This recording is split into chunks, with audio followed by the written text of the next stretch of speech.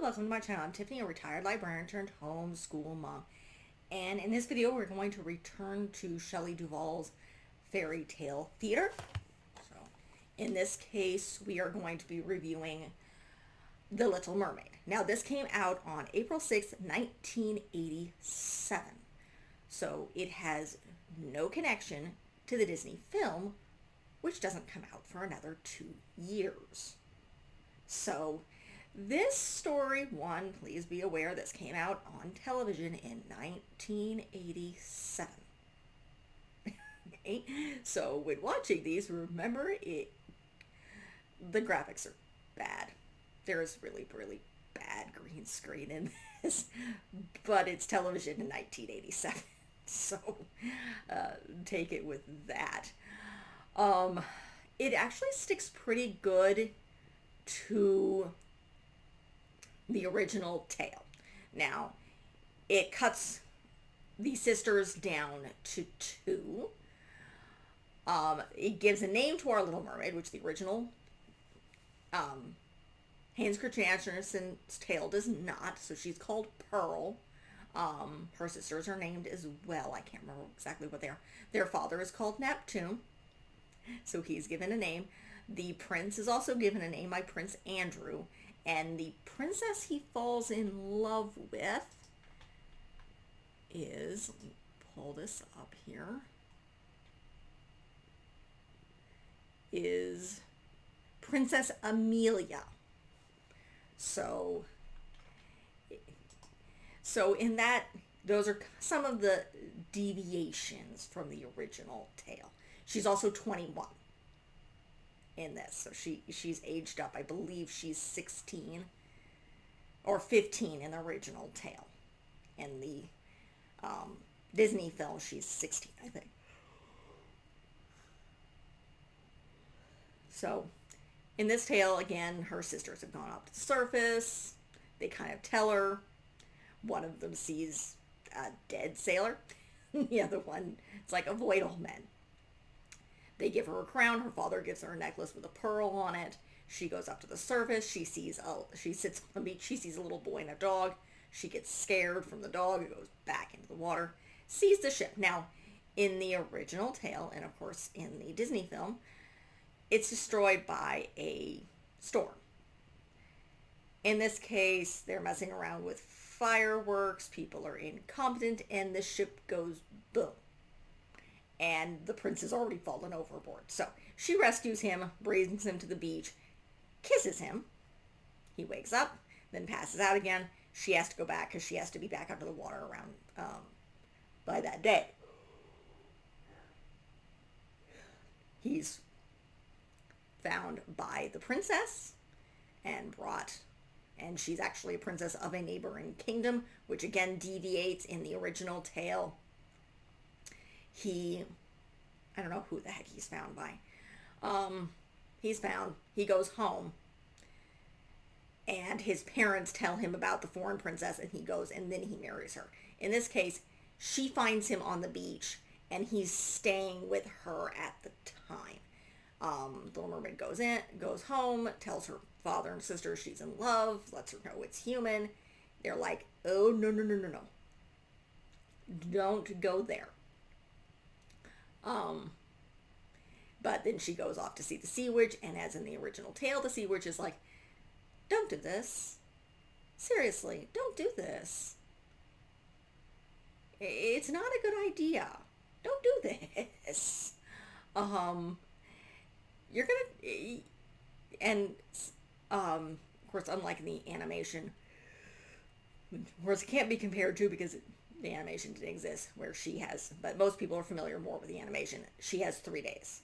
In both the original book and this film, there isn't a time limit except for he cannot get married to anybody but her. And then she turns into sea foam. So that is true to the tale. And they are true to the tale in the fact that getting legs is not going to be fun for you. It's going to be very, very painful. It's going to feel like your fin is being cut in two, and every time you step, it's going to feel like knives. And she does, in fact, take her voice. And yes, she will turn into sea foam. So similar to the tale, she lands. She goes with the prince, only he's now staying with the princess. The prince is already in love with this princess.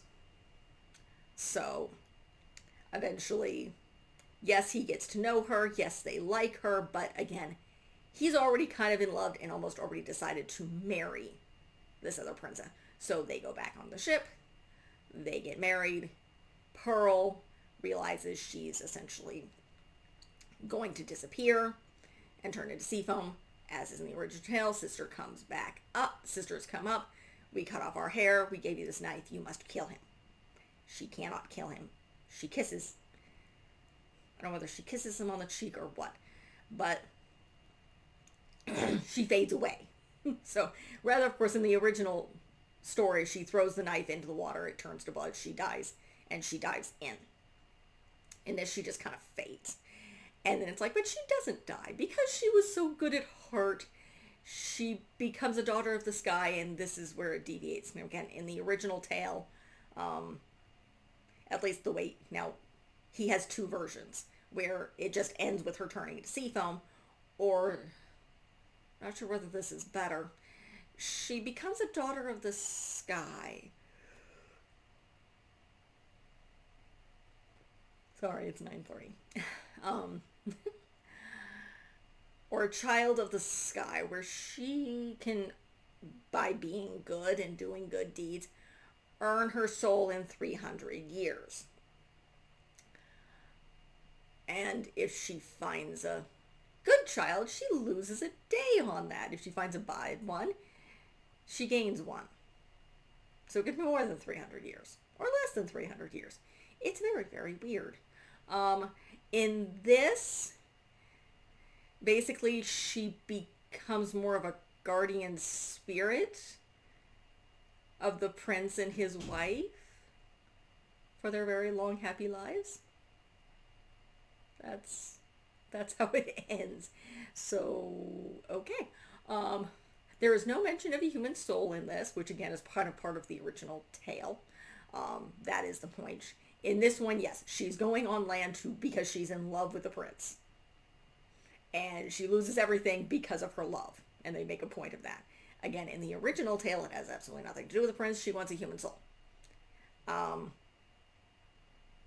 in the animated version, again, not really anything to do with the prince.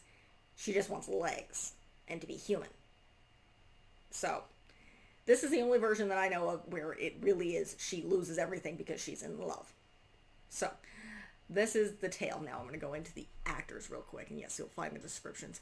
So, again, remember this came out in 1987. So, Pearl is played by Dawber, who, if you ever watched Nick at Night or are older or really fan of Robin Williams, she played Mindy in Mork and Mindy. So that's really what she's known for. Treat Williams is Prince Andrew. Let me try to think. I know him, but I have to know what he's in, besides a whole heck of a lot of other things. Because right now, oh dear. Yeah, he's been in a lot. See if there was something I recognize. He's in Chicago Fire, so he's one of the main characters in Chicago Fire. Obviously, he's older. Is there anything else here that I recognize? He played Sam Bishop in CSI. Only one episode, though. Was he more in Chicago Fire? Yeah, he's been in 16 episodes of Chicago Fire, so that's... Let's see if there's anything else that'll help you recognize him. Alright, well. He's been in a lot. The princess is played by Helen Mirren, who's a very well-known British actress. Now she, again, all of these actors are a heck of a lot younger than they are now because it was 1987. Of course, the narrator of all of this, the head of the show, of course, is Shelley Duvall, who died this past in July of just 2024. So, The father, King Neptune, was played by Brian Dennehy, who he's the voice. I don't know who's the actual person who plays the... He's the voiceover. Let's see who the heck... I recognize him. It's one of those cases of I know who this is. He was in First Blood, but that's Rambo. He was in Cocoon, but that's also very, very old. Let's see if there's anything else he was in, and why on earth I recognize this man. Probably because he's been in a lot of stuff. He's been in a bunch of various other things. So, I don't know if he was ever a regular on anything. He was in 10 episodes of Fighting the Fitzgerald, which I have no idea what the heck is. Let's go back into the past. No, he was a star of, was in a weird TV show called The Star of the Family, but that was in '82. But again, well-known actor here. So it is very, very interesting. Again, it sticks pretty close to the story, except for they don't go into the religion thing with the human soul thing, where talking about her, it's like, yeah, pretty much all mermaids turned into sea foam after they died in 300 years, because they lived to 300. They can live up to 300 years. So, and they make her a guardian spirit because, of course, it's going to be very, very, very strange to sell to a regular audience that she either just completely dies, because that's depressing, and this was focused on families, because fairy tales, and 80s, and the whole we live till 300 years until we get a soul except for this or that is really confusing and very, very weird. And then they have to make her look like some sort of angel. So, yeah, it's decent. I mean, remember, this came out in 1987, so it looks like when they're underwater, to make it look like they're underwater, their bodies, they're blowing fans in their faces, which you can really tell because the women's hair is going crazy. And again, it's all handmade sets. They're not great because probably not high budget and 1987 television meant for children. I wouldn't be surprised if this originally showed on PBS. I can double check that. With it originally, I don't think it's gonna, where it was originally shown. Yeah, it's not what it originally aired on. But it wouldn't be surprised me if it was probably public television, because this is the type of thing that would be shown on public television. So yeah, the budget's going to be really, really small. And the graphics. It's the 80s. It's not as bad as the Snow Queen. The Snow Queen is really, really weird. The way they do the Snow Queen, particularly with the very adult actors, is really, really weird. This is not. Yes, they move her up from 15 to 21, but not quite as bad as of going from like 8 to the 20s. So, nonetheless, decent, particularly if you're looking at 1980s film, if you're doing nostalgia, if you're looking at 80s media, or you're just looking at a family film and you don't mind it being from 1987 and having really bad green screen, and looking like a stage set with with an insert of really bad green screen. So, and seeing some actors when they were a heck of a lot younger. So, that is it for this. If you like what you see, be sure to like and subscribe. And check out, I am covering all the Little Mermaid this month. By the time you guys see this, I should have covered both the live action, the original animated, and the direct-to-video sequel. Little Mermaid 2, which I know a little bit about. I have not seen either the live action or the second one.